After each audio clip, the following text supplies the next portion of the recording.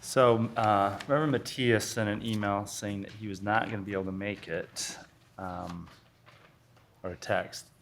Oh, you have public comment? Okay. Cool, we haven't done this for a while. So I think that we'll go ahead and get started. Anybody else that you know that needs to come? Are we waiting on anyone? Okay. So with that, we'll go ahead and start the meeting, and we have a public comment. Mary Bowens, would you come on down? Come on down, back and forth.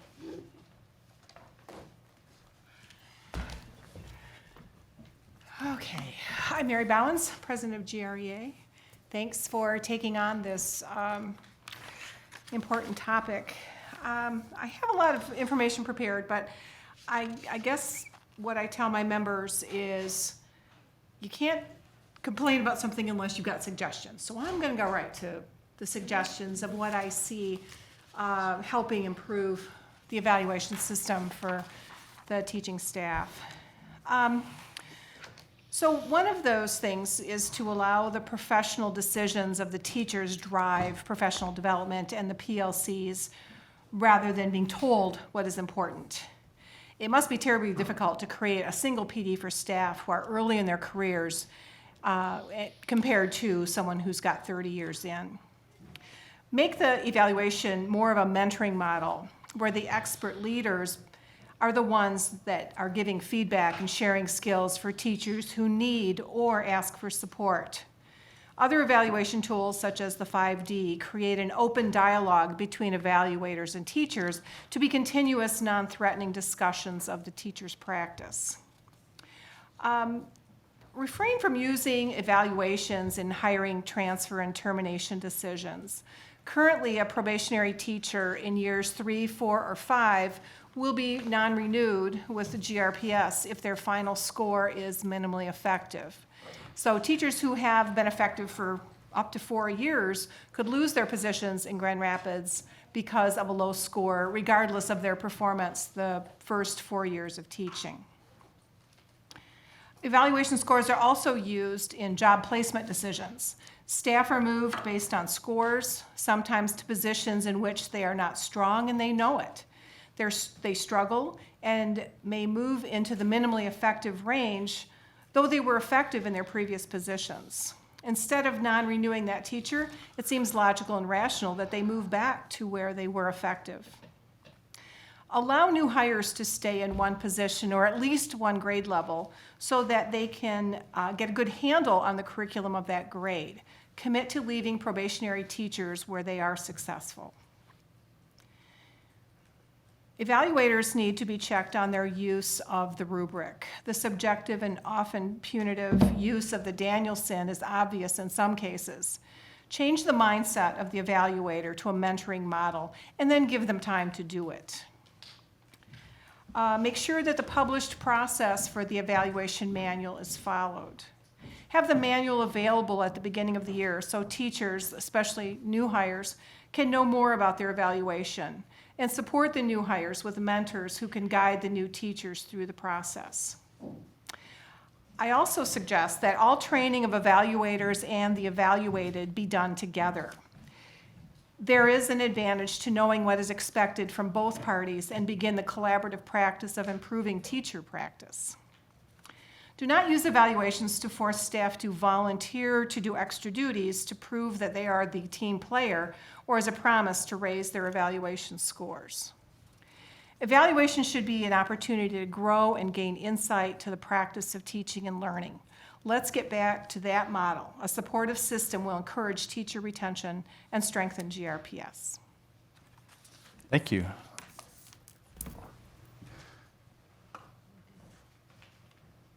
It would, if you want to have those shared with the committee, that'd be great. So, okay. Any other public comment? Okay. You're just chomping at the bit there. Welcome. Thank you. Good afternoon, board. I come to bring to you today our final update from the Instructional Council for the 2019 school year. Just as a closing comments about the council this year, really had a pleasure to lead a group of teachers and leaders that really took the work seriously. as we reviewed syllabi and resources for buildings that proposed to us, as well as the programs that they brought to us for review and support going forward. So as we closed our year out as a chair, I took time to lay out, just a reminder about why we exist as a council, what work we do in the council. That our council, the role is to provide feedback and support to schools where they bring programs to us, so we can think about how does the program really serve our mission of educating our students in the district. And then I reminded the council that as part of our past practice, we alternate leadership every year between the central office or building leadership with the GIA membership as leaders in instruction as well. So I reminded the council that next year, this council will be chaired by a GIA member that is chosen by the GIA president or other leaders in the GIA to facilitate the meetings, as I did, and keep track of our minutes and notes and what we discuss and support going forward, so it can be collected in our folder that is built every year when we work. After our conversation, I think the members were very excited about the work we've done this year and look forward to working forward in the coming school year in the same process. As we worked through our meeting and our work session, we heard an update from Central High School. They brought an update on a program that from the Academy of Modern Engineering, courses that have been built and grown over time. As the program began, we started using the PTLW courses in 2013, and every year courses have been added to the academy to build a robust program as it's grown. So we heard about the pathways for the PTLW courses. You explain what's the acronym you're using? PTLW? Yeah. Project Lead the Way. Not please, all right. I mean, I knew what it was at first, but I was thinking All right. for the other. Thank you, yeah. Tony, thank you. Okay. So Project Lead the Way as Okay. one of our partners that we get the syllabi curriculum from for the Academy of Modern Engineering. So we heard about the pathways of biomedical science, engineering, and computer science. As students matriculate the program, they experience courses in those three pathways as we do. So the very first course in the engineering pathway begins with engineering design for ninth graders and culminates with with engineering pathway in the 12th grade. This kind of leads to the partnership with the dual enrollment through Ferris State University. So as freshmen, they build the skills up and have a chance to do a dual enrollment with Ferris, which is pretty exciting. Okay. And So then that's new. Actually, the first year was that started this year, so that kind Okay. of built up to, again, we have more seniors now, upperclassmen, we can have them pursue that dual enrollment opportunity Okay. through the program there. Then that's brought to the table the pathway for the biomedical pathway in the program, and that starts with the biomedical sciences in 10th grade, and then builds up all the way up to medical investigations in 12th grade. So they talk about how do biomedical sciences impact quality of life, and they can investigate cases and case studies as seniors to get a real world experience in what does it look like to do the work in the field. In all those conversations, really, it was just nice to see how the program has grown and how the teachers are building this program as a way for our students to experience science and engineering in a real, authentic way. I mean, I was very encouraged, and so was the council, to see that. After that presentation, we heard this information from the museum school. They brought to us information about what they are thinking through in a way to improve how they teach mathematics at the museum school, specifically looking at how do they teach it in a more integrated way. Because right now, I think it's being taught as in a standalone, not tied to the PCs or the project cycles that are being integrated to museum school. So they're studying how can we do math in a more integrated way in the coming years. So they're going to study the process and come back to council with a syllabi draft to give feedback on and go forward. Really, overall, I think this year the council's work brought value to district value to our district, our mission of instruction and learning. And next year, we look forward to having the council continue and work to support the work going forward. Let me ask a question. Yes, ma'am. As a matter of fact, now the person that is going to chair it next year is going to be one of the educators, a So teacher? hopefully it's a member that's been on council for a while that knows how the council works. Okay, okay. I But would think, that person be coming to report to us, or would you give the reports? That's a good question. In the past, Okay. in the past, I think it's been they would report as a chair, would report to the board. Okay, The so updates. you would report whatever comes out, or they would? The chairperson would report Okay, the good, all work of right. the council in some. Yeah. If I can, as we discussed in our small meeting, the purpose of the instructional council is advisory only. Right. And so GREA will report, but it is just to advise. It does Right. not have the authority to hold up curriculum or anything like that. So Okay, it is yeah. just as advisory, I and they just will wondered if, report. if that person would be required to come, so we. Yes. Okay, that's good. And the next question is. Not required to come. No, They should come. They should. You come, can't make yes, anybody do right, anything. Right. Now, my next question is, after having gone 8 for 8 in graduations this year, I'm curious about some of the schools, especially Central. I'm wondering, now, we have 5 different colleges at Central, right? Academies. Academies. How many kids are in each of the academies, or does it fluctuate after? Varies. Our new teaching academy is very small. It's our first year, but it varies. But Central, it has 1,000 kids, so. Yeah, there's a big graduation. So I'm thinking, was there some attempt to keep it at like 60 or 90 or anything like that? Or whoever applies basically gets in? That's correct. Okay, We actually would like to grow our teaching academy. okay. Yeah.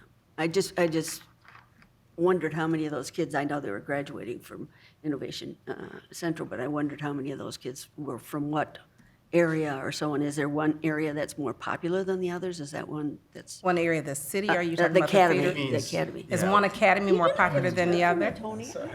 Is one academy more popular than the other, Yeah. or where are they from? Yeah, I bet there is one that's more popular, and it's probably the health science is what? Okay, okay. Just curious. But we do, but it is a great question, Kathy, and normally when we start out academies, we start small because they can be so expensive, right? And so if we start out with 20, 25 students, you need a full-time staff person.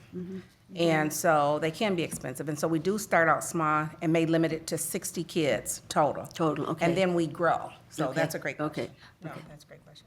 Because I know 60 was sort of the number at museum, and now at the high school, I guess it's up to 90 now, Right. but. Because we like- try to grow over time, so that we can there's that. Yeah, okay. Great question. Thank you. We can return to that discussion when we get to the academy approval Okay. problem, because it looks like we'll have to, those are one of the questions that we'll do, so.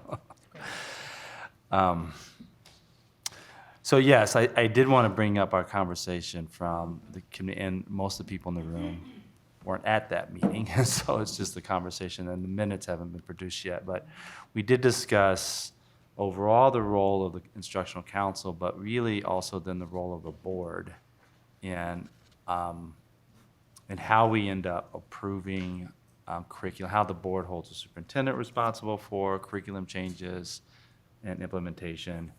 And we've basically discussed somewhat of a flaw is that the primary way we have been approving major curriculum changes is through the budget process.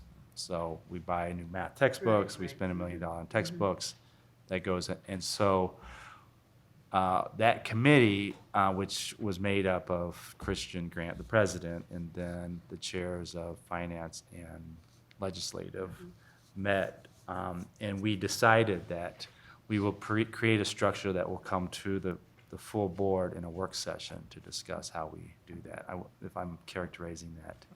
Because there's a lot that, the more we started kind of just gradually mentioning some things that we needed to take care of, the more we realized we had some specifics that we needed to have some stuff. But primarily, board being responsible for curriculum.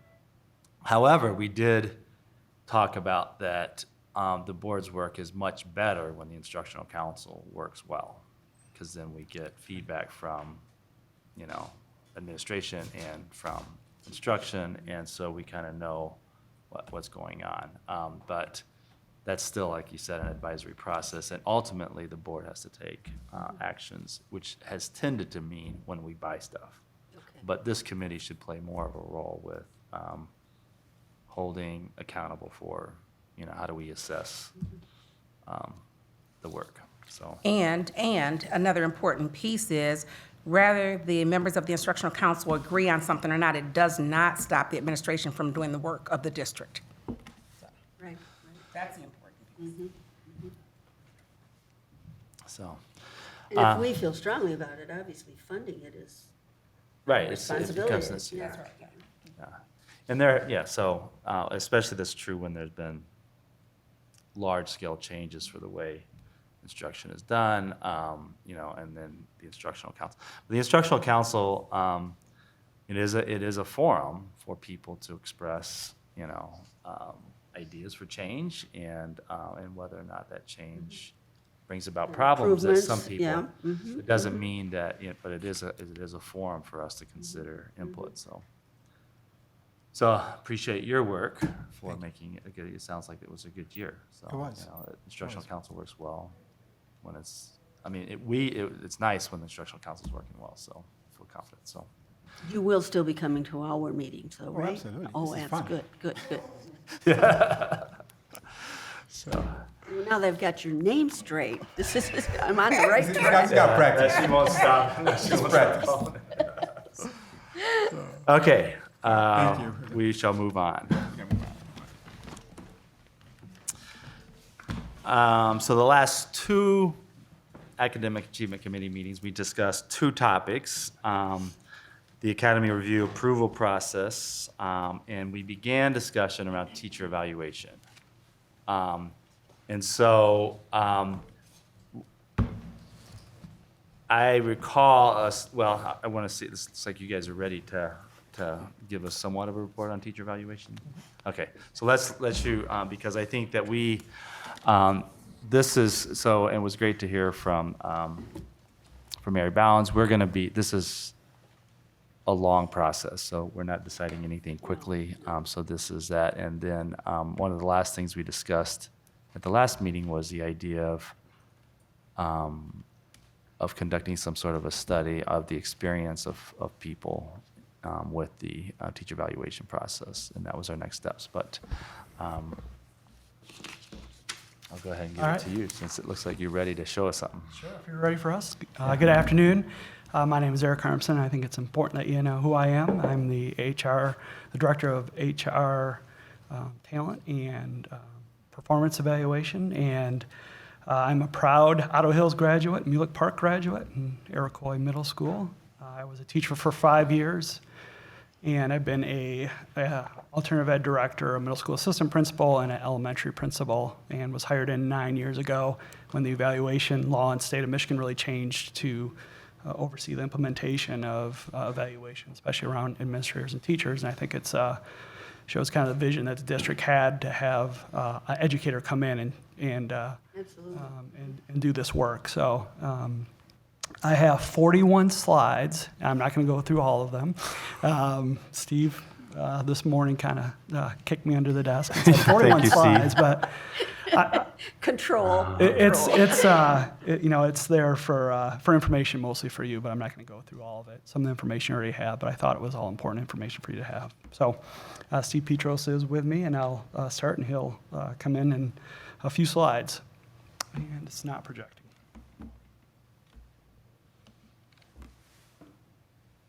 No, it just was. Okay. Are we going to get a bio from your accomplice here? Sure. Steve, why I'm trying to get this up? Sure. Yeah. Everyone? Well, he works He on is, his tech support. he is my accomplice, this is Good, true. good afternoon. My name is Steve Petros. I serve as an assessment specialist in the Office of Assessment and Evaluation. And like Eric, my educational career is grounded in the classroom for several years. I'm also a son of two public ed employees. My father's a former principal, mother's a former teacher, extended family in public ed as well. So it's kind of in our gene pool, like many of us here in the room. And I'm kind of Eric's wingman in this conversation, in that I'm going to be sharing with you an overview and some details about the student growth and the tripod components of the evaluation process. And I would be remiss not to mention my mother, who was a GRPS teacher in first grade at You Henry are, and Jefferson. So I would, she's you probably were looking down. destined to be here, weren't Yeah, you? that was. It is a passion. This place is a passion for me. So I'm just going to talk about a few things here. Feel free to ask questions either during or at the end, whatever works for you. But when we came in and to design the evaluation system, we wanted to look through the lens of optimizing learning and student growth. So it's all about the students, but also providing consistency around the district, across the district, and based on best practice.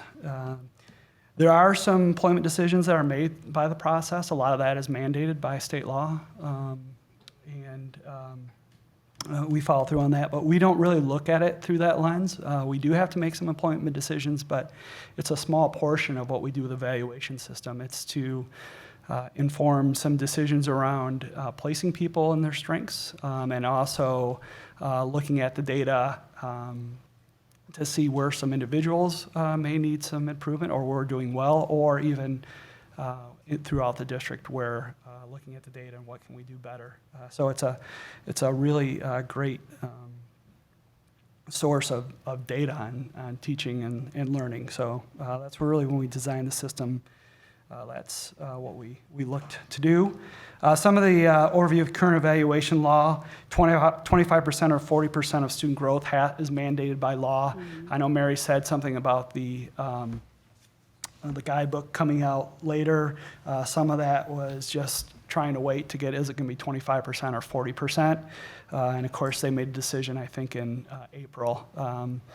And we've come up, Sharon and I have talked about coming up with a plan to have a generic enough one where we don't have to wait. So, Is that 25%, was it only passed for 1 year? yeah, for 1 year, which was disappointing. We were So hoping. it's this. Yeah, so we'll be in the same boat next year with 40%. We really feel 25% is where it should be, and have voiced our opinion around that. For student growth, half has to be student state assessment. There's 4 state-approved tools. We picked the Danielson just because we've used it so long. There's some other factors that we must consider: disciplinary records, significant accomplishments, relevant special training, and teacher attendance, all part of the law that we've had to implement into the system. And I'm going to turn it over to, well, actually, I'm going to do the next one. We've had an educator evaluation committee established in 2012. Assistant soups, executive directors, HR, A&E, and we meet monthly, semi-monthly at first to discuss and look for ways we can improve. We're always looking to continuously improve what we're doing.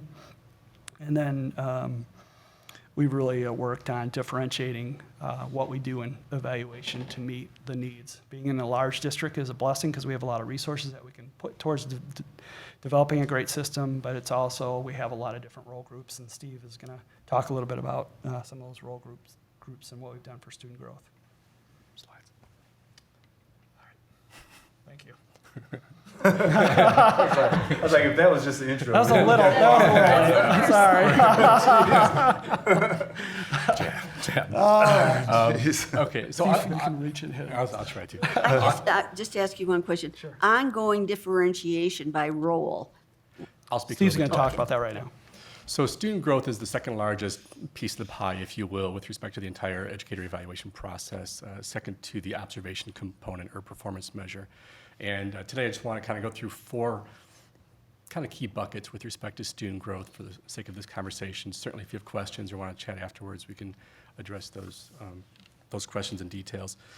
But kind of the 4 pieces I want to address today are number 1, differentiation, like both of you have mentioned. Number 2, kind of the suite of assessments that we use to measure student growth. Number 3, the external partnerships that we look towards or lean on or that help us in our work to make sure our work is kind of valid and reliable. And then number 4, some of the changes that went into effect this year. And Eric's already either mentioned or alluded to a couple of those already, but I want to make sure that we get those on the table so that everyone's clear on what's new for 18-19 compared to the past several years. And when I say several years, I'm thinking of really since 2012-ish, when the educator eval process really took a big leap forward. Click. Thank you. Sure. So with respect to differentiation, my role, this is pretty exciting in the sense that when we started this work in roughly, again, 2012, I think we had 8 different role groups, 8 different rubrics or templates for the educator evaluation process. And since that time, we've grown from 8 to, I believe, we have 26 now. And on this particular slide, you can see, I think, roughly 18 of kind of the key role groups or evaluation groups that we use. But just know that in addition to these 18 or so, we have many other kind of modified versions for first-year teachers as well. So the rubrics are a little bit different for them because for this year, the state assessment data component does not apply to them because they were not employed by GRPS last year, which is the most recent year of the state data. So glancing at this slide, I will share with you that some of the new ones for this year are grades K1 got broken out, grades K2 were broken out, our fine arts at both the K8 and high school level, they're new this year. Those are kind of some of the bigger ones. So this means that each of these groups are evaluated differently? Slightly differently. The core pieces are the same, but some of the weights might shift a little bit. Nearly all of these groups have, I think, roughly 6 or 7 performance measures that kind of comprise the pie, if you will. And again, this year's student growth is 25%. Glancing at this list, I will tell you that there are some, the very first one, birthday pre-K in ages 18 to 26, student growth is not a part of their evaluation because the law targets grades K through 12. So there's an example.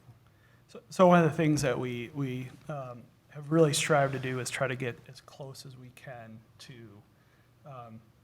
teachers' performance with student growth. So it measures either their students, and that's one thing we heard what feedback we got, and our hands were tied because there were not many assessments that we could use or develop. So Steve, with his leadership, has really strived to find some ways to measure student growth, especially with center-based, and he's going to talk about that, and also with our fine arts folks. Yeah. No, I'm just wondering, teacher evaluations for their 25 or 40%, probably ask Kim here, because if you're in fine arts, it's not like you're really responsible for reading, writing, and this kind of thing. Right. So where do we find the Yep, we'll hit numbers? that. You're one slide ahead of me. You're a step ahead. All right, I'll I stop. think kind of to follow up on Eric's point, it's really about alignment. We want to make sure that we have alignment between the written curriculum, the enacted curriculum, the assessed curriculum. Kind of like that's the triangle, but then the fourth leg on that stool, I guess, would be the evaluation component, to make sure that all of it's aligned. Again, the curriculum, the instructional practice, the assessments, and the evaluation component. So on the assessment front, on this side, we're kind of showing a mix of both local and state assessments. The first one out of the gate is the M-STEP and the My-Access assessments, which are really targeting grades 3 through 8. But with respect to growth, it's targeting grades 4 through 8, with grade 3 being the baseline, the pretest, if you will, for grade 4. And it's hard to believe that we just completed our 5th year with the M-STEP assessment. Hard to believe. Yeah. The second big one is the SAT by the College Board. And so far, we are only using the SAT as a measure of student growth in the context of educator evaluations. We're not using the PSAT 8-9 or the PSAT 10. In part, or overwhelmingly, because the College Board does not yet provide growth percentiles for those grades. They will probably in the next couple of years, but presently, we're working with the data that they provide to us, and presently they only provide growth percentiles for spring of grade 10, PSAT 10, to spring of grade 11, SAT. The third one is NWEA, Northwest Evaluation. Their flagship assessment is the MAP Growth Assessment. This is the computer adaptive test that we've been using for a decade now, or nearly a decade, targeting grades K through 10. It's kind of been the anchor of a lot of our growth work over the past several years, and it continues to be so. It has a norm base of over 10 million kids in 2015. We anticipate new norms, new growth norms, to be released next year, and I think they're looking at 15 million kids, or in that ballpark. Brigance. Brigance is, So, real Go ahead, quick, Tony. so, and those growth metrics are used for, as it says, there's K to 10, right? yes, And then for 11th grade, the SAT is measuring growth for all teachers in the 11th grade? it depends on the role of the teacher and what the teacher teaches. Okay. So for example, if it's a teacher that's only teaching freshmen and sophomores, only 9th and But 10th an grade art, an students. 11th grade art teacher is Well, for measured. 11th grade art teacher, that's actually the last bullet Okay, on this okay, slide. all right. They have a different assessment Okay. just for art. Okay, so but social studies. would- Social studies falls in with the ELA and reading teachers. Okay. And so if I'm teaching a section of social studies, do the SAT scores only for the students that are in my class? Yes, Wow, okay. yes. And not only in your class, but they have to be in your class in the fall, winter, and spring. Wow, okay. Full academic year, FAE, we call it for short. So we check to make sure that a student is actually associated with each teacher fall, winter, spring. And if they're not associated through the course schedule, then they are excluded from that calculation. Okay. And the MAP test is given in the fall and the spring? The MAP test is given in the fall, winter, and spring. Winter too, okay. At the K-8 level, well, for kindergartners, we look at fall to spring growth. Okay. For grades 1 through 8, we look at fall to spring and spring to spring. And at the high school level, we look at only spring to spring. And to the earlier point about the full academic year kids, again, we're only looking at kids that are associated with that teacher, fall, winter, spring. But in addition for MAP, we also are looking at the test duration, the number of minutes they spend on the test. And students that have very low test duration, less than 15 minutes roughly, we exclude those. And as a computer adaptive test, they should be answering about half correct and half incorrect. If that percentage is too low, we throw them out too. So we're cleaning the data. We want really highly reliable, valid scores into the calculation mix. Brigance is the assessment that's administered in our center-based programs. It's provided by Curriculum Associates. And 2 years ago, we had a variety of stakeholders from those programs that met and chose 3 subtests to administer across the board. And we've been using those 3 subtests for the past couple years, again, looking at fall to spring growth. We also engaged in plenty of conversations with some research associates from Curriculum Associates on how best to perform those calculations and a model, a calculation process to follow as well. So really, in all of these organizations, we're looking to the external partner and their research team for guidance on how best to use their data as well. So it's not just strictly an internal use.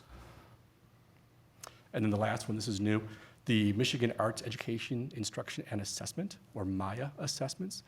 They have 4 domains, visual arts, music, theater arts. Dance. Thank you, whoever said that. Dance, okay. And dance. This What do you past teach? year, we use visual arts and music, addressing, we had music and art at the elementary level, at the middle school level, both instrumental and choral, and then at the high school level. And And how long have we used these? Have we used these up first? this is our first year in actual use in the evaluation frame, This last- but we've been using them for 3 years in the district. Okay. So we piloted on a smaller scale, and then it was used system-wide last year, but for non-evaluative, just to kind of get people warmed up to it. And then this 3rd year is actually used in this sense. And we had some of our fine arts teachers and Steve and actually work on the pilot program really closely with the state. I think we've helped design some of the assessments and then how to use it, how to collect the data. So we've really been out front on this because we did really want to have a way that fine arts could be, have student growth based on what they're doing in the classroom directly to kids performing. So. And then in terms of our external partners, as I kind of mentioned earlier, for many of the vendors, well, MDE, College Board, NWA, Curriculum Associates, those 4 especially, we're turning to their research team for guidance on how best to use the data for this purpose. And we look to them to provide some standards. Some of them have white papers or formal guidance documents, and we do our best to follow those and make them even more strict if we can. Locally, we do use the ISD's data warehouse to some extent in this process because a lot of the data, meaning the association of students to teachers, is we need to use student schedules, we look at assessment data, we have some parameters with the data, so they help out with that.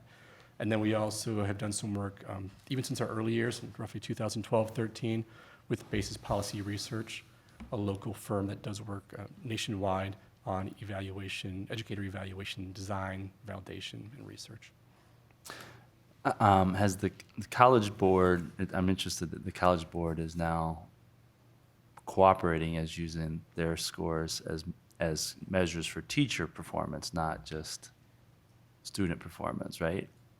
I mean, the test is designed to measure college readiness, not teacher evaluation. Right, right. And So- they're providing growth percentiles based on a student's score in the spring of grade 10 to the spring of grade 11. Do they see that as a measure of teacher evaluation? I don't think that was their initial intent, but they also recognize the climate, especially educational reform and evaluation. And they do have researchers that they've dedicated to this work over the past couple of years. Okay. Yeah. This past year, we had a couple big changes. As Eric mentioned, the law requires us to attribute half of student growth to state assessments for those staff that actually teach in tested grades and subjects. So we're talking about grades 4 through 8 and grade 11.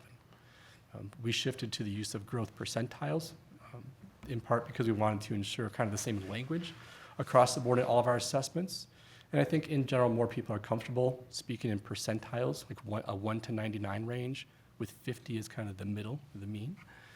And then, as I mentioned earlier in the conversation, some of our kind of newer evaluation groups for this year, we broke out and differentiated for K1, 2, 3, and fine arts. And then the other one is for all first-year teachers. We made an adjustment for them as well. And then to pivot from student growth to tripod, this is the opportunity for students to put their voice into this process. Tripod's been in our system for at least 6 or 7 years. It was developed by Harvard's Achievement Gap Initiative with Dr. Ron Howard.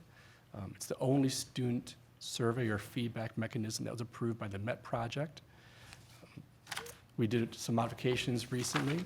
Number one, we dropped grades K and 1, in part based on feedback.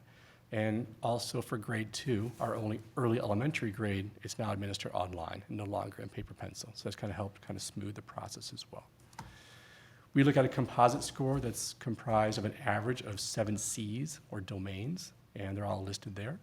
Care, consolidate, care, control, clarify, challenge, captivate, confer, and consolidate. And there's a handful of survey items associated with each of these. And just like with our assessment external partners, we do turn to Tripod and their national set of data over years of nationwide partnerships to look for some guidance on how to use the data, what's the mean, what's the standard deviation, and we tend to use some of their nationwide data to anchor some of our work as well. Now, is this demanded by the state that we include the student's voice? No, the state has made, they've encouraged perception surveys, but they don't require this particular one. So this is the other 12 point. No, this is actually a performance measure that accounts for about 10% for most role groups, not all, but for most. And this is in addition to the student growth piece. So student growth is 25%, tripod is 10% Okay. for most role groups. So what's the other, the 12.5 is the state? 12.5 is state, 12.5 is local. And the local might be NWEA. So for So 25% total student growth. Right. Half of it, but this isn't This part is of. separate. This is Okay. separate from that 25%. with that, I'll pass it back to Eric. But we need to add though, this student perception data that is by law, this happened to be one that is research-based. And it has been challenged with reliability and validity. So you can have perception data that is just someone's opinion. That is not what we did here. So you should know the history of where we got the 7 Cs from with the tripod survey. So the the idea, or there is some sort of a requirement by the state that we do something. It doesn't have to be this particular tripod, but some way we have to include the kids in the evaluations. Right, but you also don't want something that it has not been tested for reliability. Oh, absolutely. Otherwise it's just Yeah, fake. right, absolutely, no. Because then that would allow for people to say, that's not fair, the student doesn't like me, or the student doesn't understand. So that's the catch here, is you have to have something that's research-based. We have gone through this for many, many years, and for you to come up with something else, you would have to have the dollars, the resources, and the years to do it. Otherwise, you would just have someone's opinion that people would be able to say, that's not quite fair. Okay, I Yeah, have one- two questions, sorry. Yeah. Going back a little bit. So 12.5 is state assessment, 12.5 local assessment. What part of that is required? Just the state part? For Because I'm just asking because Cedar's broken down differently, so I'm a little confused. So the state law says for teachers of tested grades and subjects, so we're talking about grades 4 through 8 and 11, the 25% needs to have half state assessment, which for those teachers, it would be M-STEP, My-Access, or SAT, and half a local assessment. And for those teachers, it would be NWEA. It would be Okay, we break it down NWEA, even map. further. map. MAP. So it'd be the map, and then the tripod fits into that as well? That's not part of the student That's growth, that's an separate. additional Okay, 10% okay. on top. Now, for non-tested grades and subjects, for example, K1, 2, 3, grades 9, 10, they have all, or nearly all MAP. They might have a very small percentage of school-wide state assessment, just so that all teachers have skin in the game with respect to the growth.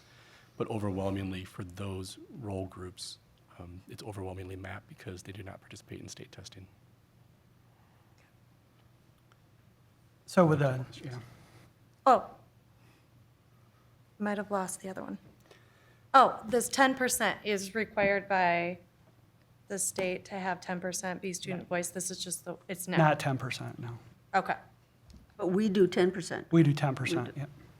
We used to do 15%, but with after feedback, that was one of the things we changed, is we reduced it to 10%. But, you know, it is important to have that student voice, and tripod has been, or student perception data has been shown to be the best predictor of student growth. So if I have a strong tripod score, then more than likely I'm going to have strong student growth, and vice versa. And then the other thing that I hear sometimes is like, well, it's a popularity contest, but it's designed by a Harvard professor who's taking all those into account. It's not a popularity. It's like, does my teacher hold me accountable? I think back to my third grade teacher, actually my fifth grade teacher, Mrs. D. Hook. I mean, she was really strict.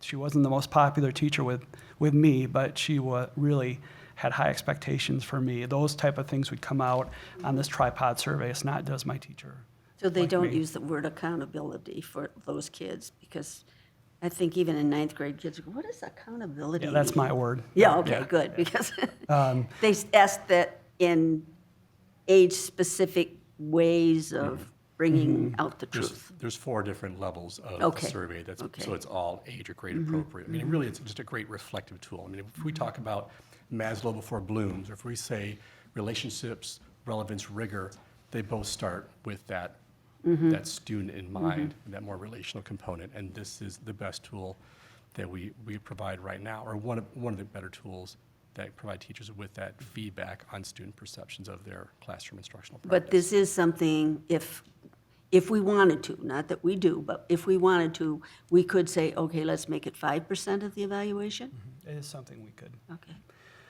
The other part of it too, when we design the system, we want to have items in there that would give feedback, and this is just another way to get feedback through the tripod survey. And we didn't want to put something in there that wasn't an additional thing. It was something that we had already started to use and had discussion about, and it really fit well into the evaluation system because it gives really good feedback on teaching from the customers, from the students. And I've seen teachers look at their tripod data. I've had conversations with teachers who, hey, here's my tripod data. And what does this mean? How do I use it? It's good data. It's reliable data, and again, it's the connection between strong tripod data and strong student growth is very predictable. Anything else to tripod? All right.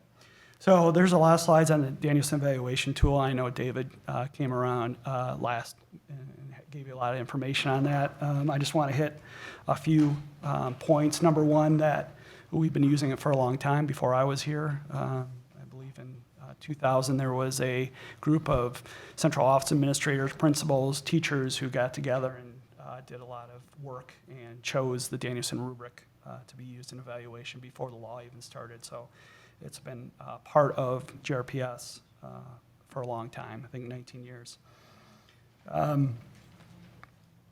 It is one of the 4 teacher evaluation tools approved by the Michigan Council of Educator Effectiveness. And I believe David at the last meeting said it is the most predictive, most reliable one of the 4.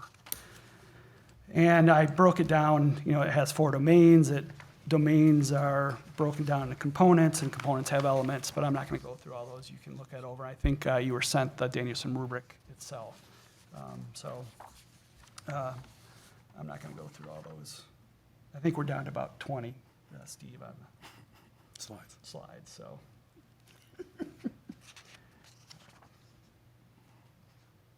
So again, it's very one of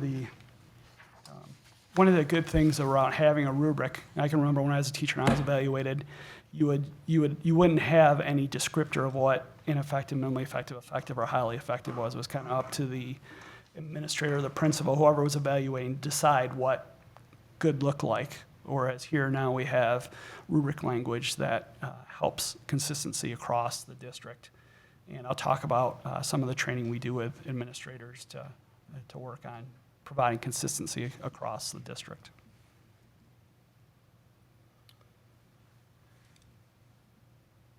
So again, in 99, 2000, the district started using it. 13, 14, we expanded the use of Danielson rubrics, psychologist, instructional specialist, therapeutic specialist. 14, 15, we went to the 2007 version. And then 14, 15, I think this is really key.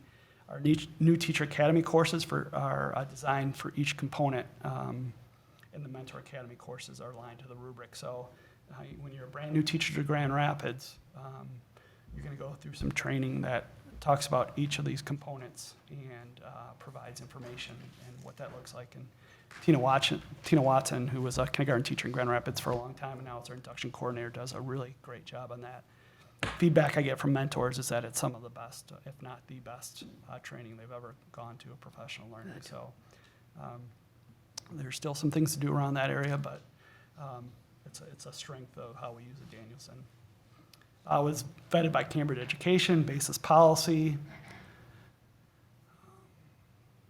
And a few years back, there was some talk about Danielson said that it shouldn't have been used for evaluation, but she has come out and said it's a definition of good teaching. One of the purposes of the framework is for teacher evaluation.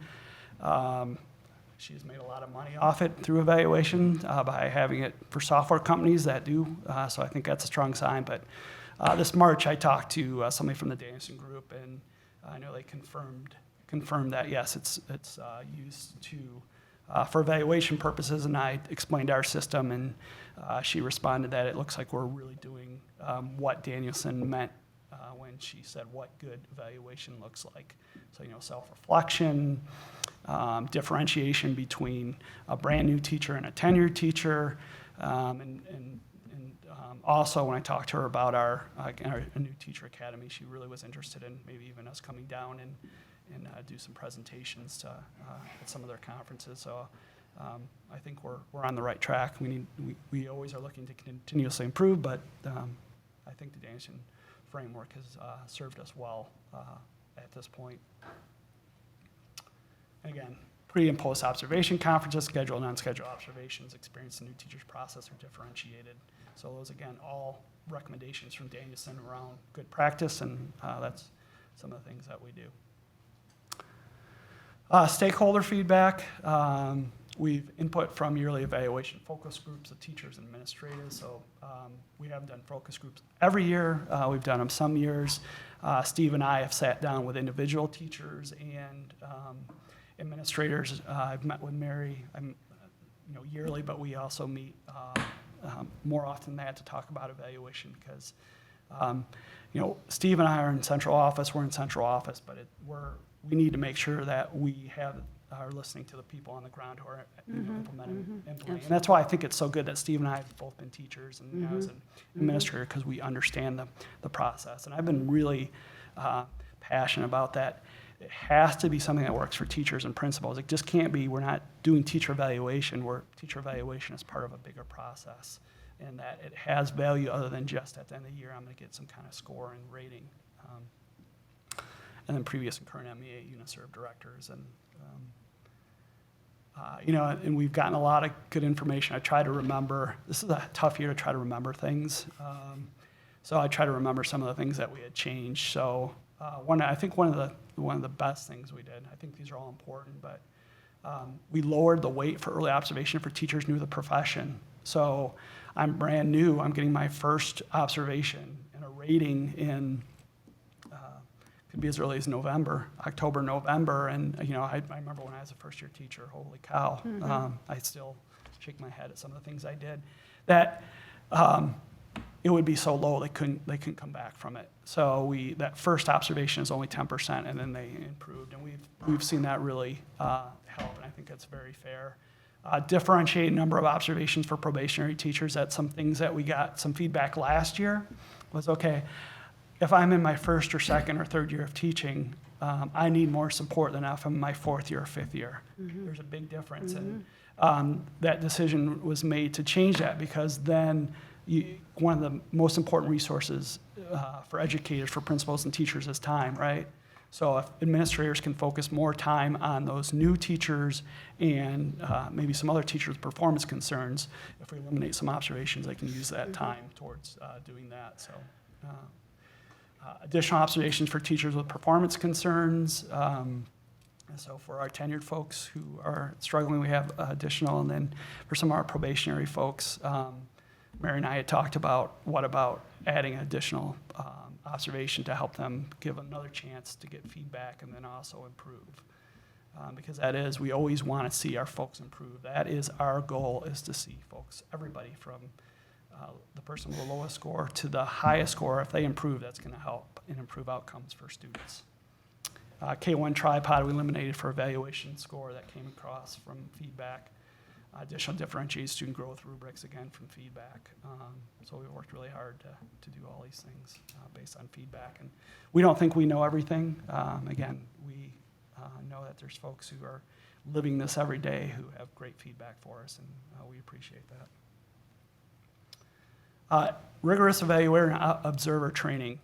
So when you're hired as a new administrator in the GRPS, and you are going to be an evaluator. There are some administrators who cannot evaluate, like dean of students, or if some other things that I think we have one person who wasn't a teacher, but we have hired from this point on all teachers who do observations. So they have 2 full days of observation. That's with me and usually an executive director, and it's very intense. I apologize to them ahead of time. I'm going to be a jerk because this is that important.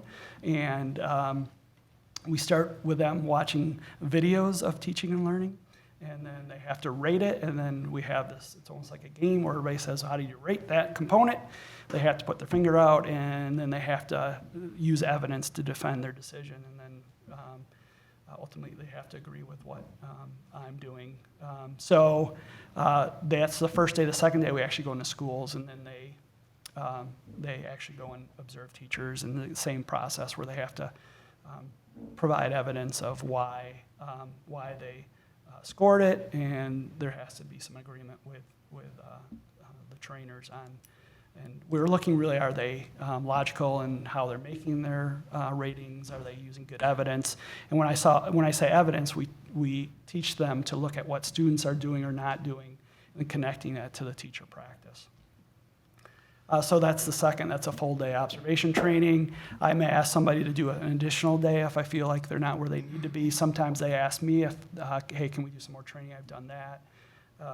And then we have a certification. We have an outside Cambridge Education, who are very well respected. They do all our certification. I do not do any certification. Nobody in the district. Everybody has to be certified by an outside person. Again, that's another thing that Danielson says is a best practice.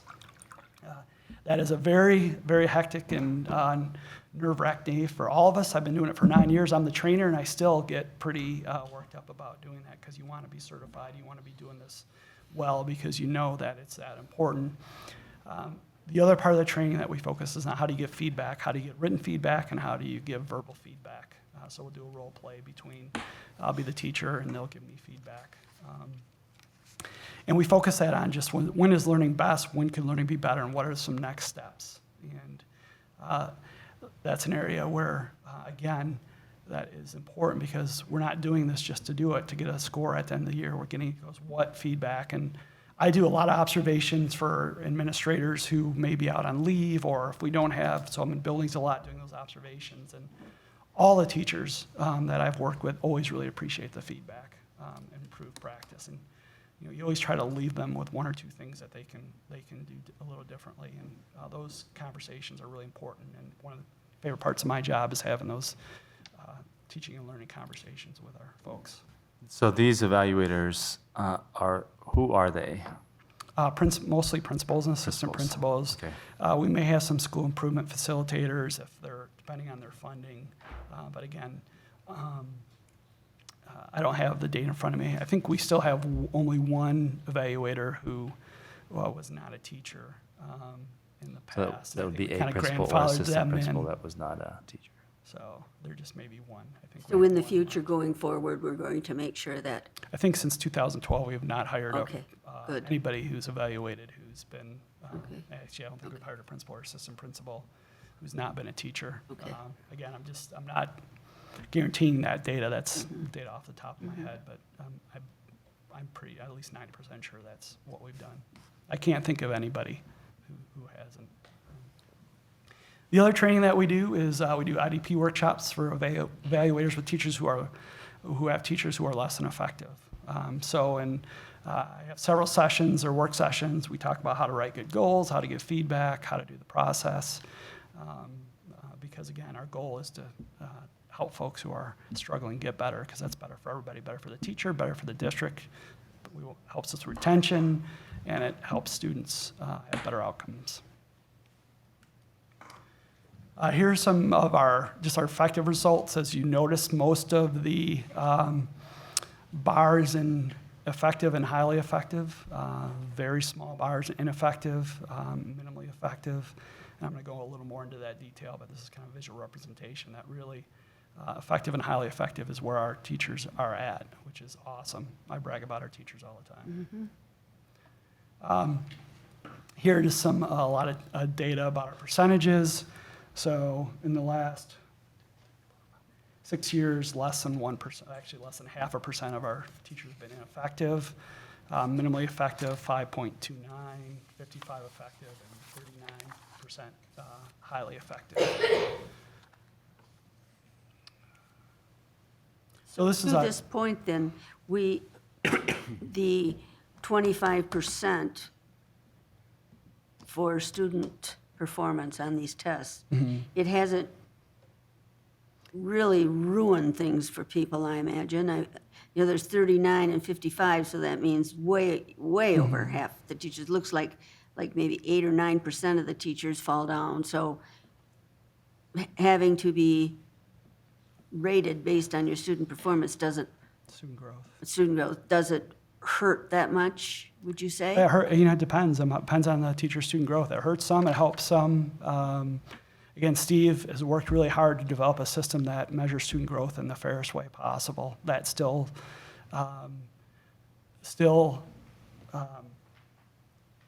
differentiates, because there is a differentiation between teacher practice.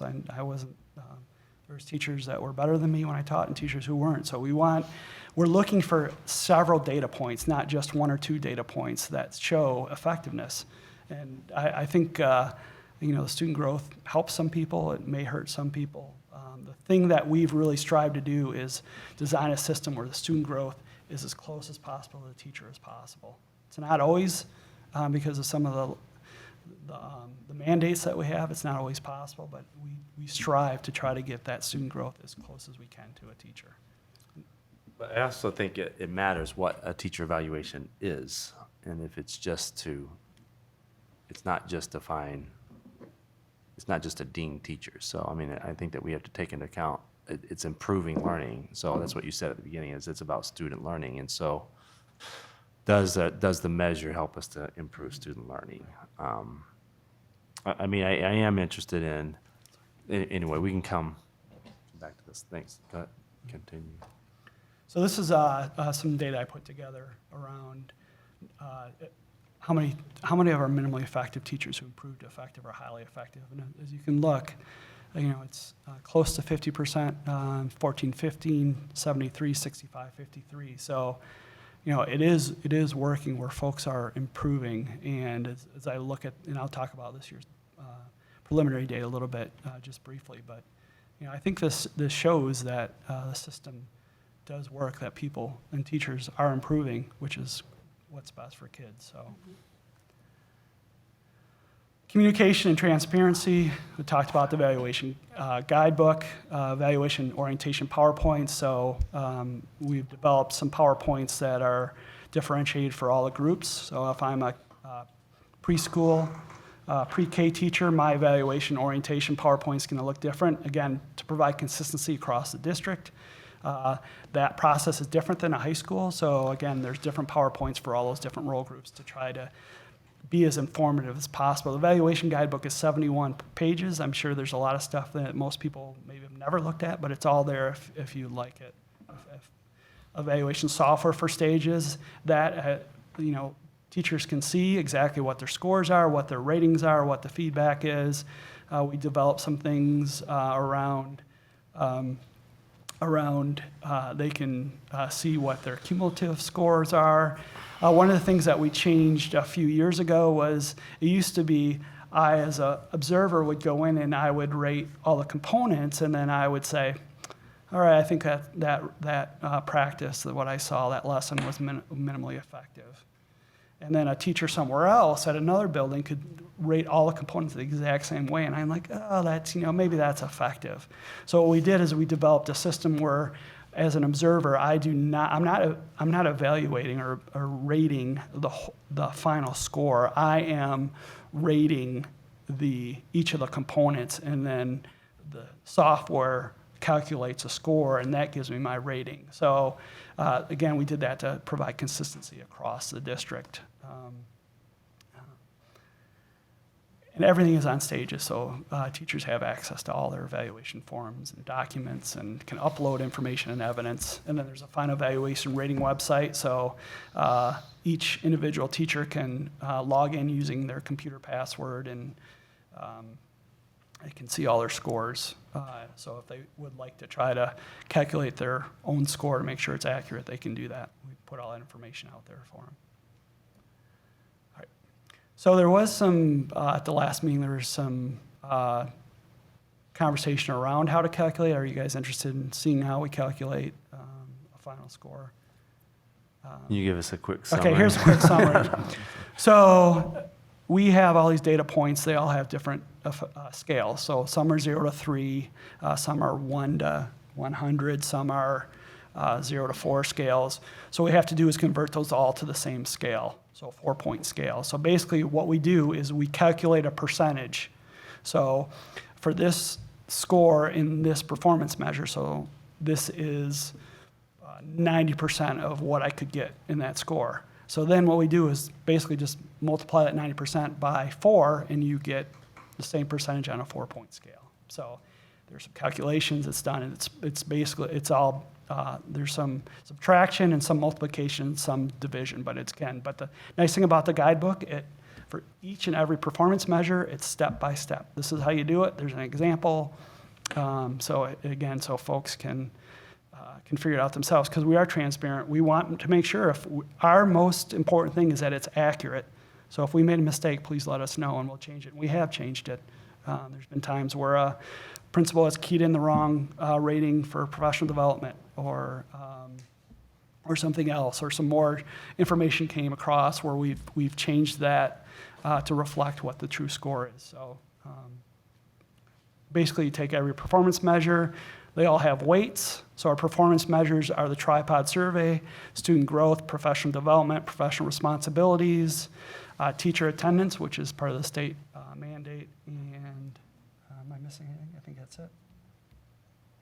Growth, tripod. Try an observation. Yeah, that was. Yeah, there was Is one there else. a sheet, or do you have a slide that just shows those percents? Not the Well, the percentage. percentages will vary per performance measure, and the weights will vary by role group. Yeah.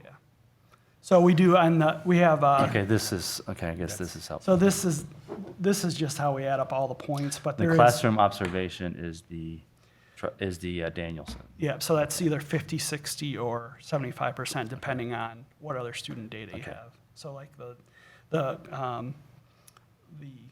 evaluation groups, like the pre-K or the 18 to 26-year-olds, they don't have any student growth, so their Right. observation score is 75% of their final rating.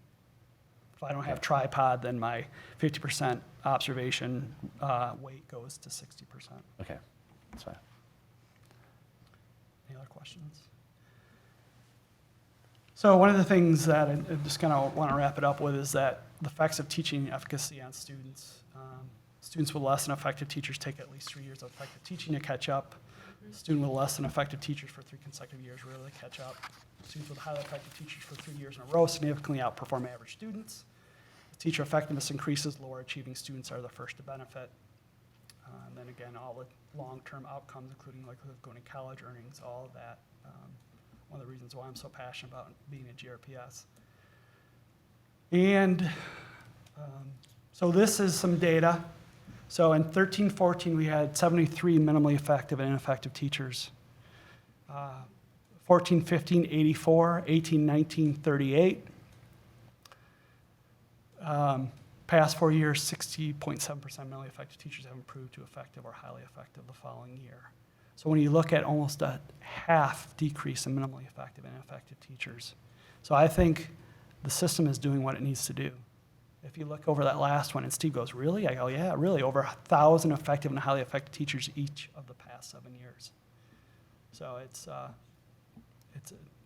doing what I think it was supposed to do, which is to improve instruction, and I think this data shows that it is improving instruction and student outcomes.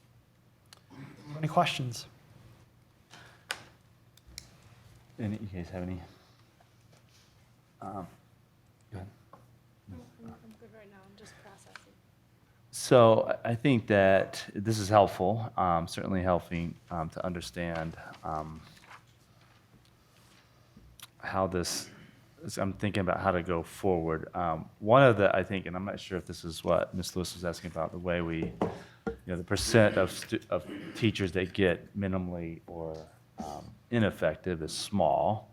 And so, but I would say that there is still a fairly persistent perception that, or actually I shouldn't say persistent perception, I should say a persistent reflection to board members that sometimes the system is unfair, but yet when we look at this data.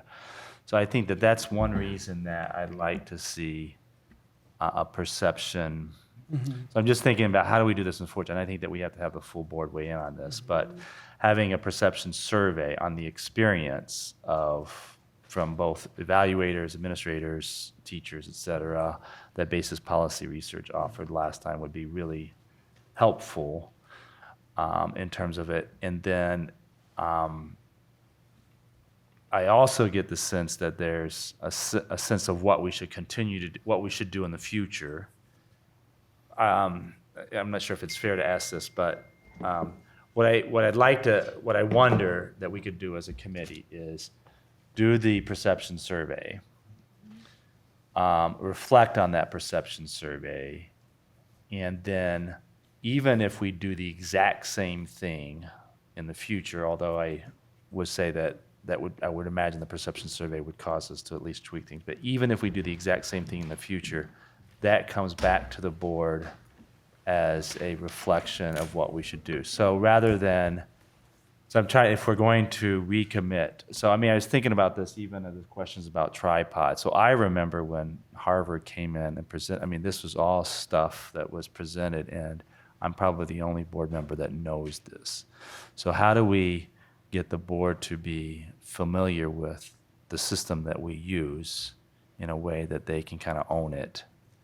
And so, and without us trying to have a discussion on how to create a system, which I don't think would be good. So a survey that reflects on what we've been doing, some reflection on that survey, and then in the administration re-proposing an evaluation system and pitching, I mean, and asking us to support an evaluation system that takes that into account.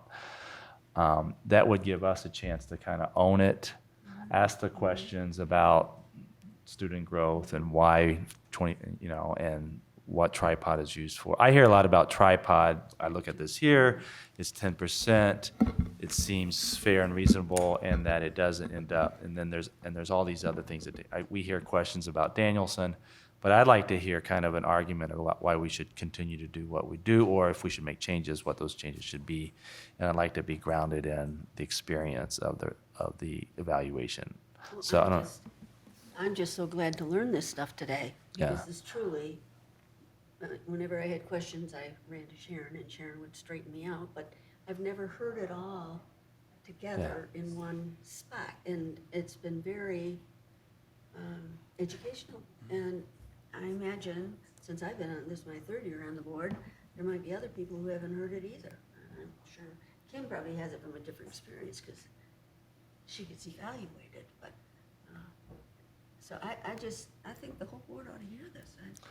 Yeah, and how do we do it other than redoing these meetings again? So, Dr. Baker, so I am not sure, not that I need to understand, and so I'm going to ask for Sharon and Ron to make sure they understand what your request is, because I'm not sure that I understand it, but it's not important that I understand it. I think Sharon and Ron and these guys here should understand. But I do think there's one important piece that's missing, and I think the board should know this. Even throughout this process, through these last 7-8 years, I think one component that is missing, and that is parent understanding of this process. I am working with my church, with the Ministerial Alliance, with the Urban League, and the Concerned Citizens Council to help parents to understand what this really means, because I think that's a gap. I think that when parents understand what skin is in the game in teaching their children, and the outcome, and who's teaching their children, I think that's where the rubber meets the road. So rather it's 15% for a tripod, or 7%, or 10%, right? I think it's important for parents to understand, what does that really mean? Absolutely, I agree. Right. I agree 100%. The same with the scores.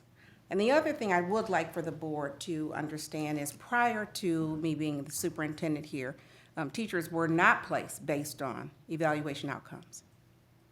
We had over 30 schools that had not closed the achievement gap, and many of the teachers in some of those schools were not highly qualified according to, or highly effective according to the evaluation process. And I would ask the board to take that into consideration. I ask the interim superintendent, any other superintendent coming in, when placing teachers, you must look at the score. Otherwise, you will get exactly what we had years ago, and it is not fair to children whose parents may not know the questions to ask. And so I would ask the board to continue to have that issue as we look at evaluations. You cannot leave it up to people to select and then hope for the best. That is not how we pulled the district out. We were very, very strategic, very intentional about our strategies. And so I would ask that you keep that in mind as we teach parents what this information really means. I'm wondering, like, I do agree that if somebody's been ineffective for a long time, and we're going to give them another chance, so would we put them in a building with a mentor who, in a better building, better What does scores? better mean? Well, just better. yeah, I performance think scores. that actually that's a different conversation. We're talking about evaluation, and I don't think that. Yeah, but how we use it. Was how the administration uses it. I think that's a different so the conversation. What I'd like to get at is, I mean, certainly parents understanding how evaluation works is important, but I don't know if the board understands how evaluation works. And so, and I don't, and even if we do understand how the evaluation works, we haven't chosen it. It hasn't been ours. So we've had conversations like there's these four approved systems that we could choose from. And again, we don't really know what we're choosing. What I'm requesting is that what is the, I mean, I like the way when, at the last Academic Achievement Committee meeting, there was public comment from teachers who raised questions.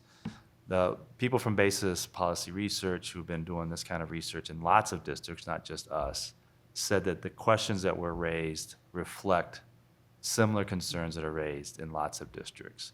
Knowing that was very useful for me because some of this might be just the experience of being evaluated, but that there are differences in school districts, just like there's differences. So one of the things that's significant about Tripod is that even though there might be reasons to question it, classroom teachers vary in their outcomes. So even if you measure by building, buildings vary even with similar demographic characteristics. Thus, there's an outcome that's measured that's different, right?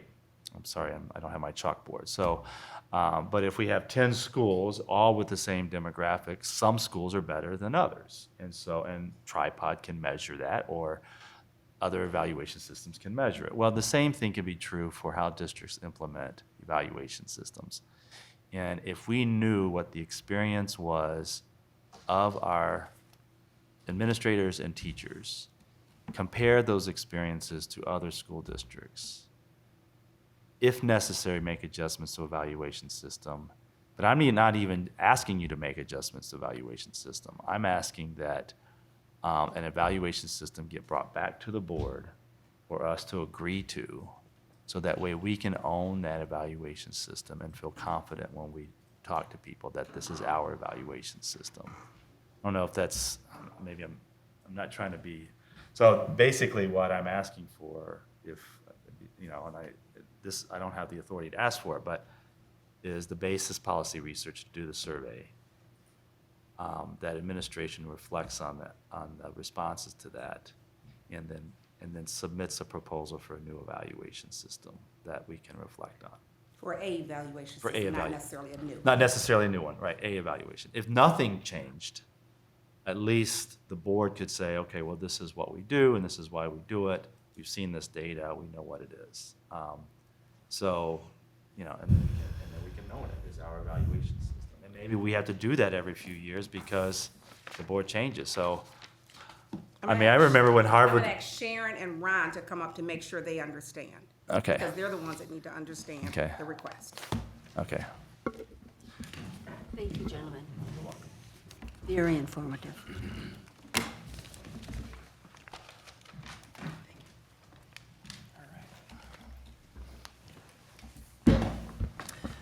Dr. Baker, Ms. Downs-Lewis, Ms. Davis. Hello. Thank you for allowing me to come forward today. I do have I would like to ask for some clarification as to what this looks like. And it'd be helpful right now to just get an overview and then maybe get into the weeds a little bit at another time. But I would like an overview of what the ask is, so that next time we come before you, we can have that information that you need. So Sharon, do you have anything to add? No, I think that's, I think sort of defining the scope of what you're asking for would be helpful. I know that, because when David Stight was here, he has, a variety of services to offer. Obviously, he is a business person, so I want to make sure that we're getting what you want within our financial parameters. And so just sort of understanding the scope, I think, would be helpful. So maybe you can talk a little bit about that. Correct me if I'm hearing you wrong, but I think what we're hoping for is to conduct a survey of administrators, teachers, anyone involved in the evaluation process, to find out where where people are seeing flaws in maybe the administration of the evaluation or concerns.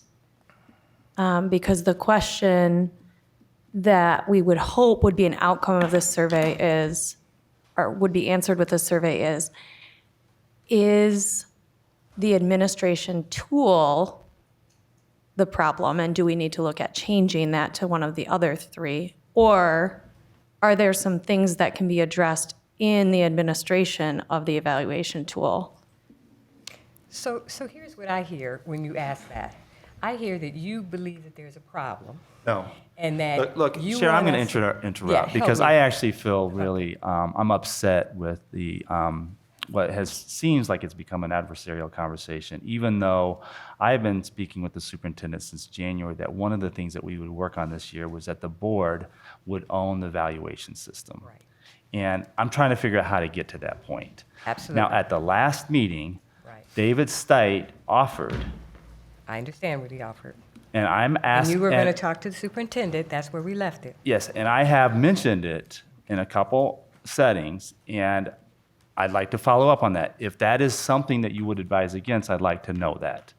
But what I did No, I think don't. was a great experience, and I don't know where we'll go from this, but I would like to know the experience of participants in the evaluation process. That is what was presented to us, and I respect what Ms. Davis is saying, but there was a conversation of should we change a tool, should we tweak the process? I don't want to answer that question. I think it's the work of the administration to answer that question. But what I want is that the board to know what it is that we're supporting. Absolutely. And I'm asking the administration to walk us through a path that gets the board to own the evaluation system. So that way, when anyone asks us, we know what the evaluation system is, we can defend the evaluation system. We know it's had input from stakeholders, and we go from there. And that's really all I'm asking. No one is suggesting that anyone is doing anything wrong. We looked at this data. I mean, when I look at this data, I see that we have a system that is deeming highly effective and effective teachers and is moving people who don't fit those two categories into those two categories. I think that that's true. But we want the whole board to understand that, to own it, and to move forward. And I think that having stakeholder input, Steve and Eric talked about their stakeholder input. They have focus groups. And they feel confident in what they're doing and producing, but I'd like the board to feel confident in what they're producing and asking for. I would like David Stike to be able to help us with framing how to get there. I Right. guess that's really what I would say. That I don't really think that, we're necessarily looking to change Danielson, because after I found out all this stuff, I went online and I compared it to a lot of the others, and it really does seem like Danielson might, there's guide strengths and weaknesses of all 4 or 5 at the state. And this one seems to be the one that's most research-based and proven to be effective. So, and it looks like it's effective for us as well. But I agree with you that the board needs to understand it, and like I said, this is the first time I really understood the whole thing. So I do know that the board should know more. And I absolutely agree with that. And what we talked about was holding focus groups to get the input, to see how people experience. That's what Dr. Baker, that's what we talked about. How do we hold focus groups to get input? Right. So, but you're thinking more of a survey, that sort of thing, Dr. Baker? Well, Maybe a survey or a focus, it doesn't matter. I don't want to have anything to do with Right. writing a survey because I don't know how to do it, right? And so I guess if there's staff that wants to do it, at the last board meeting, at the last academic achievement committee meeting, David Stite did offer, and he also gave the impression that there would be funding for it from outside the district. he did. So that's why I said I would like him to, because he said that there's probably a combination of those things, not one or the other, but a combination of ways to really get at it. And I would like to propose that we talk with him and allow him to kind of help us, because I know then that's going to be sort of a research-based perspective. And I don't know of funding outside of the district, so I'm sort he of out did- of the loop on it, so. He mentioned that. I have not followed up with him on that to But find what, out you what know, that really means, but he did say What we that. do is teach kids, and if we're going to evaluate it, we got to figure out. Right. I mean, it That's costs right. money to do that, so I mean, obviously, I'm not writing a check, but I mean, we should consider what it costs and should try to figure out a way to do it. And I think that if we have that survey, I mean, not the survey, if we have the findings of Stakeholder that, feedback. of that feedback, then I think it allows all of us to understand, you know, Yeah.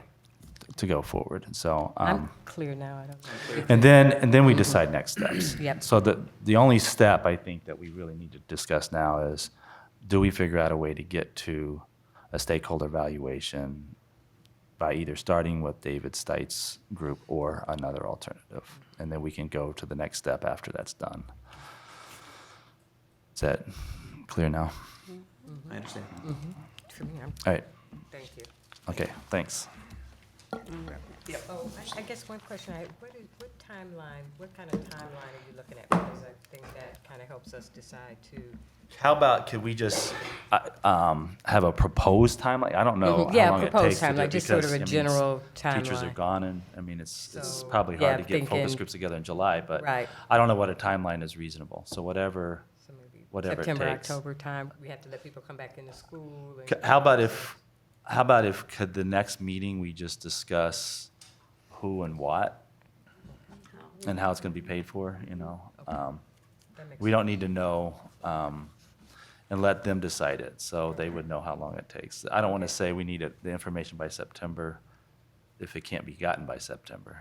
So. All right. And then we won't really discuss the evaluation again until we have that data.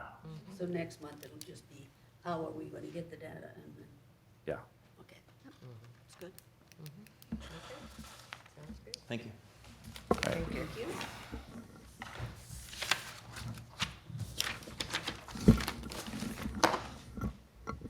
All right.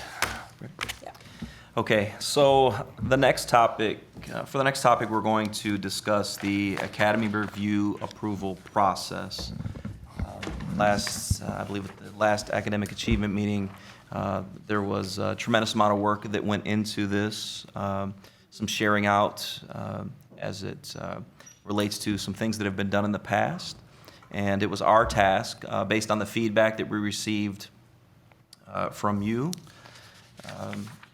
that we would try to wrap our heads around a process for bringing a new academy to the board. And so I would like to share with you at this time what our team did.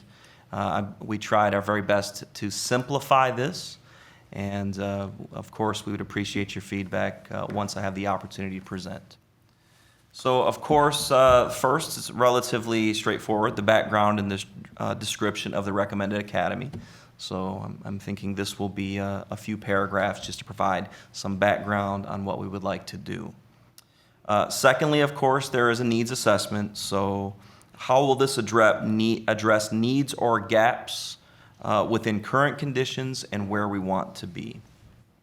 For the third piece, the curriculum piece, is the curriculum a packaged curriculum where you work with an outside vendor? Is this a curriculum that is created by teachers, folks in business or industry, or higher education, or maybe a combination of both? Of course, before we start any academy, if you look at number 4, we're talking about professional learning. So, of course, there will be professional learning before the academy is established by staff members, administrators, etc. And then what does ongoing professional learning look like for their particular school?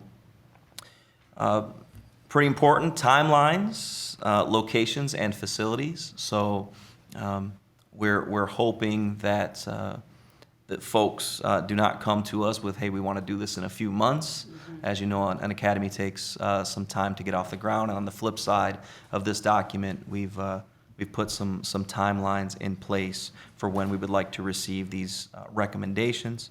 Of course, facilities, will it be an existing facility in the school district? Will it be a small school within a school? Or will it be a brand-new facility? 6 is pretty important as it relates to market analysis.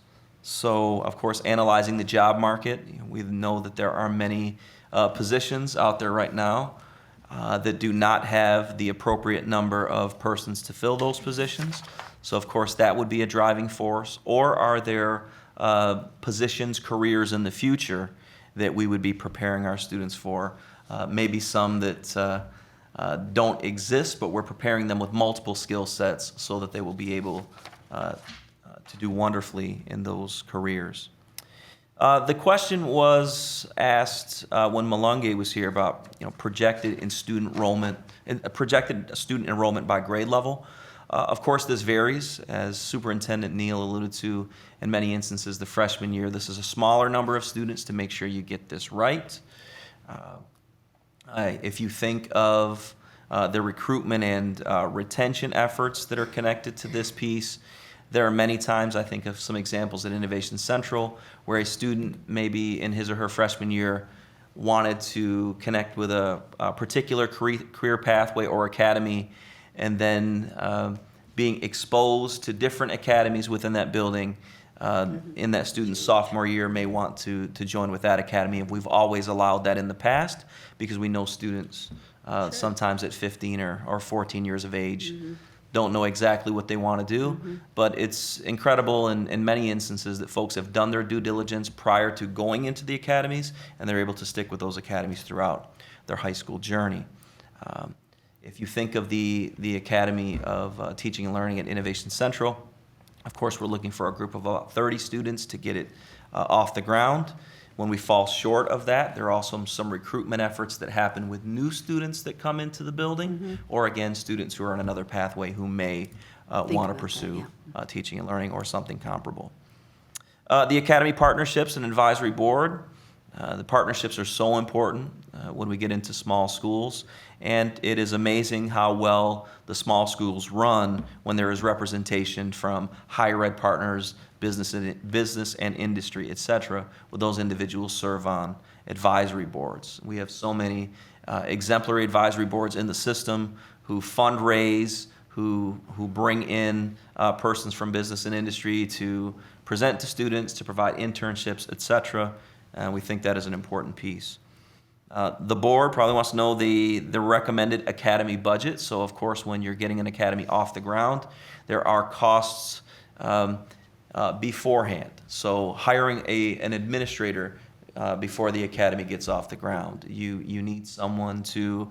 How much is the curriculum going to cost? How many teachers are needed? What type of support staff, et cetera? And then, of course, we're looking for a 5-year budget. We're not just looking for budget in year one. What are the costs 5 years out, and are those costs sustainable? And then, of course, a real marketing plan. We love our theme school open houses. That's one way to do it. But, of course, we need more than that. We need many entry points as it relates to this particular marketing plan. You need a principal who is a rock star to promote his or her program. You need television advertising, radio advertising, higher ed partners putting out the information. Word of mouth is great, but it doesn't always fill seats. And then lastly, just a piece that we added to the end of the document, application must be submitted and approved 12 to 18 months prior to opening of school. And that's a pretty short timeline there to really get something off the ground, unless you have existing space like we do at Ottawa Hills or Innovation Central. And we want these applications submitted to the superintendent of schools so that the superintendent of schools can share that proposal with you. And I think there's one other piece, and that is if there needs to be a waiver in order to get certified staff members, you need to have time to go to the state of Michigan in order to get certified. Would that go on the staff people. proposed staffing? Yes. That would go under proposed staffing, because in some cases where there's a shortfall across the state, you can get a waiver. So. Yes, and the legislation has been loosened on that considerably. There was a time when a person in business and industry would have to become a certificated teacher. So that's been loosened to really use those years of experience combined with some training in pedagogy, classroom management, et cetera, to create a pathway, a quicker pathway, because these positions at times can be difficult to find. That's right? great. And so we're happy about that legislation, but we also want to ensure that persons who are in front of our students every day are equipped to be in front of our students every single day. I just have one question. Absolutely. Is our vision for Ottawa to become another academy-type school like Central? I Or think Center? we put forth, so we believe Innovation Central is a phenomenal model. We really do, where we put all of the academies together into one space. We, of course, have submitted recommendations in the past in regards to what we want to see at Ottawa Hills. And we firmly believe that putting some academies at Ottawa Hills will ultimately help that school take off. So I believe there needs to be many academies of different types at Ottawa Hills. Madam But you Superintendent? also, as part of the transformation plan, Ottawa is a comprehensive high school. Correct. And so you would Meaning that still it's a have a Regular. broad, regular. So because Ottawa is so large, it was built for 2,200 students, Yeah. you have enough room for academies, and you also have some children that may not want an academy. And so you need a comprehensive high school as well, Okay. so it's a Yeah, that both and. sounds- I just know, I was there at Ottawa, and the principal told me how much, they do have a lot of room there, and I just think, that might attract kids from other parts of the city to go there, because really, Hopefully. That was the point. that's what we need to do, yeah. Absolutely. And they still have the early middle college program there as well, Okay. which is going into its third year next year. Okay, So one of the motivations for us to have this conversation was how do we get board commitment to what Ottawa Hills becomes, and it did end up becoming this, which is important, but, I think that we've been we, meaning the administration and the board, have been operating with a plan towards that. So a general education track, an early middle college track, a college prep track, which would be traditional comprehensive high school, and then these academies. And it would be, and so to some extent, agreeing to this process is agreeing to the fact that we're going to expand academies, and we're likely going to do it at Ottawa Hills. Certainly there could be others. Does Central even have, I think I'm calling it by the wrong name. Innovation Central is exclusively academies. Okay, but it's, how about space? Is there Spa- room to? There's a little bit of room left at Innovation Central. There are still seats in the fall that need to be filled. Of course, Innovation Central also shares its space with Grand Rapids Montessori, and so there are 7th through 12th graders in that building.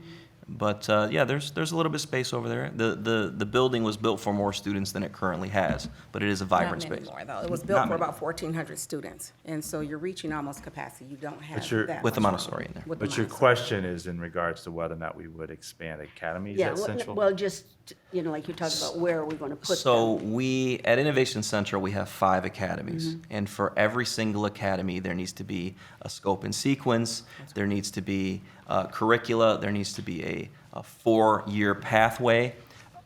Innovation's master schedule is the most complex master schedule in the school district because it has a tremendous amount of singletons, classes that are only offered one time. So I think we're probably at the point where we should not entertain more academies at Innovation Center.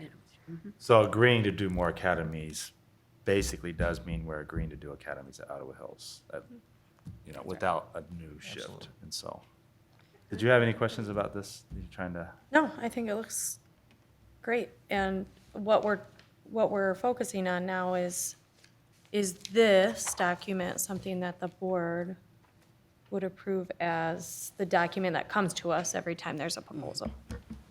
Right, so there's some I think that the document is fantastic. A Yes. couple things I wouldn't mind added to it is a cover page, and I think that I wouldn't mind a cover page that actually goes ahead and states the academy, GRPS Academy expansion process is intended to be part of, until further notice, expansion of Ottawa Hills High School, that this is why we're doing it. So that way, give some history of Innovation Central and Centers of Innovation, but basically that the cover page would say this is in regards to Ottawa Hills High School expansion. And then a comment, and then there is a process, but there's another, well, the process I thought was who and when, so you got the when, who completes this? And so my sense is that this is typically going to be The administration. Rodney or somebody in administration that's going to say, okay, I think the next step is give it to the board. an Academy of Welding, so we're going to go through, and here's the reason, and we're going to begin the process to connect with people about creating an Academy of Welding. Just for the record, anybody watching out there, that's not the plan, but just as an example, okay? It could be something like the Academy of Teaching and Learning. It still ended up getting that. It's just that the idea came from industry, which was education. So, Right. so in this respect, Rodney or you or whoever, Mark Frost, would have filled this out. That's right. And then presented it to the administration. And then at some point, this document would come to the board. Here first. We talked Oh, about. Academic coming Achievement Committee, here, yeah. And then if And then it to the board, okay. dies on the vine or whatever, then you take it to the next level. And I think that this then leads to kind of what we were getting at last week at the committee of, is that, because basically then we're talking about the board approving curriculum or a process where the board is approving, and an academy is a curriculum. And so I think that once, I think you guys add the cover page to this with something, that should be maybe brought to the full board as an example of how this committee would like to pursue its future work. You guys see what I'm saying? In other words, instead of agreeing to this and taking it to a full board to vote on Monday, that we actually bring this to a work session and use it Oh, as, okay. and discuss it, because that's what the president would like us to do, because she wants this to go Is somewhere. it for the process, though, bringing to the board for approval the process or for Ottawa Hills? Both, but this would be the example to discuss why we need to create a process. We would come to the full board with saying, this is new. The board didn't used to do this. Now we're asking that the board do this. And this is our first example. We're asking you not to approve a new academy, Right. but to approve the academy approval process. Got it, process. That makes And sense. That's what I would ask that we do in a work session. Then, that work session could then discuss this as a model for Right. future work. Yes, But then that would be a conversation we need to have with Christian, yes. so. So I don't know a timeline for this in terms of it, because I know that it's, what work sessions look like is kind of tough in these days, but probably sometime by the end of the summer, we should get this done. Got it. And if not a work session, we Well, if do we're it in. staying true to the 12 to 18 months, we want to make sure we give people 12 months at least. Like, I'm just saying, if we're going to approve this as the process, let's make sure people have 12 months to use it if it is approved before. Yeah, which there are no new, Hospitality this would is open fit, up. hospitality is already approved, so we're Right. not approving that. Right. But And then anything else that would give. This you would the fit a right count. timeline, so so that, if we approve that this summer, that would mean that we would have the capacity 20. to start a new academy the Correct. fall of 20. Correct. Yeah. So as long as we approve it this summer. Right. So that way, so that is a tight timeline, we should get that done.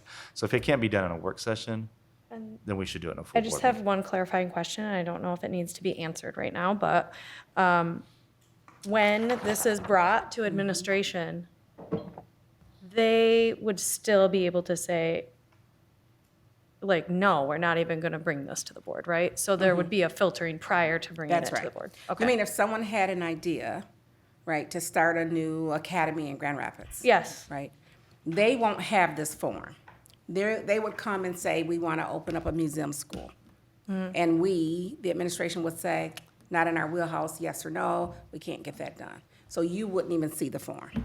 when you bring the form to us, it's something you want. They Done our- would have vetted it. Done our due Administra- yeah. diligence. We're not gonna, Gotcha. we're not Yeah, yeah, gonna yeah. vet every idea. Yeah, I just wanted to clarify. Administration is great pretty committed to this by the time it gets to us, and then we'll, yeah, so.